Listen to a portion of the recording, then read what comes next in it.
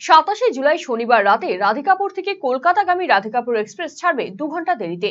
রেলের তরফে এমনই নোটিশ জারি করা হয়েছে। রায়গঞ্জ রেল স্টেশনের সিটিআই দীপক কুমার খেত্রী জানিয়েছেন, 13146 ডাউন রাধিকাপুর এক্সপ্রেস, যেটি স্বাভাবিকভাবে রায়গঞ্জ স্টেশন থেকে 9:45 ছাড়ে, সেই ট্রেনটি শনিবার 2 ঘন্টা দেরিতে ছাড়বে। এদিন রাধিকাপুর থেকে ট্রেনটি ছাড়বে রাত 11টায়।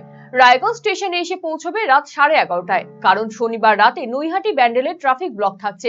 সিগন্যালিং ব্যবস্থাকে ঠিক করতেই এই সিদ্ধান্ত নিয়েছে রেল। সেই কারণে এদিন রায়গঞ্জ স্টেশন থেকে যারা ট্রেনে উঠবেন তাদের রাত 11টার পর স্টেশনে আসার অনুরোধ জানিয়েছেন সিটিআই দীপক বাবু।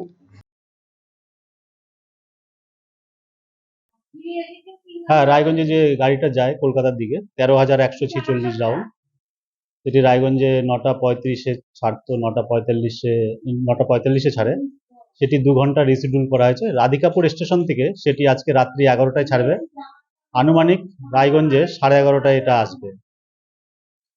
এটা কি কারণবশত? নৈহাটি ব্যান্ডেলে আজ রাত্রিবেলায় ট্রাফিক ব্লক নিয়েছে, যার দরুন গাড়ি 2 ঘন্টা রিশিডিউল করা হয়েছে।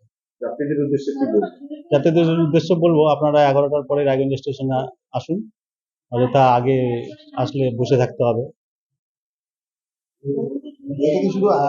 শুধুমাত্র আজকের জন্যই আমাদের কাছে নোটিফিকেশন এসেছে। কালকের থেকে নর্মাল।